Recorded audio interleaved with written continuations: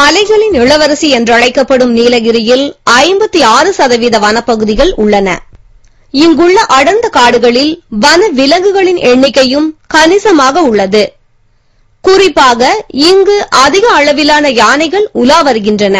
இவற்றின் வாழ்விடங்களை பாதுகாக்க வேண்டிய கட்டாயம் வனத்துறைக்கு உள்ளது. ஆனால் இந்த பகுதியில் உள்ள பர்லியார், கல்லாறு, மாயார், பொக்காபுரம், ஆனைக்கட்டி, மசினகுடி, கோத்தகிரி உள்ளிட்ட யானைகளின் வழித்தடங்கள் தனியாரால் ஆக்கிரமிக்கப்பட்டுள்ளன. சுற்றுலா விடுதிகள் அதிக அளவில் கட்டப்பட்டு அதை சுற்றி மின்வேலிகள் அமைக்கப்பட்டுள்ளன.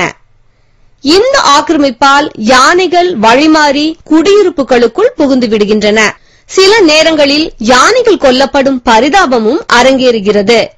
யானைகளின் வழித்தடங்களில் உள்ள ஆக்கிரமிப்புகளை அகற்ற வேண்டும் என்று சென்னை ஐகோர்ட்டில் வழக்கு தொடரப்பட்டது. தீர்ப்பும் வந்துவிட்டது.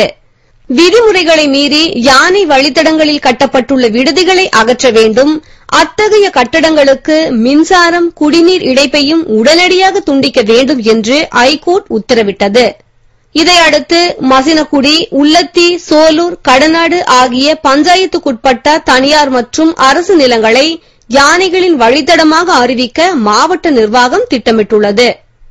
இதற்கு ஆட்சேபனை இருந்தால் அந்த நில உரிமையாளர்கள் நீலகிரி வடக்கு உட்கோட்ட அலுவலரிடம் தெரிவிக்கலாம் என்றும் அறிவிக்கப்பட்டுள்ளது. அறிவிப்பு அளவில் இல்லாமல் அதிரடி நடவடிக்கை எடுத்தால்தான் யானைகளுக்கு விமோசனம் பிறக்கும்.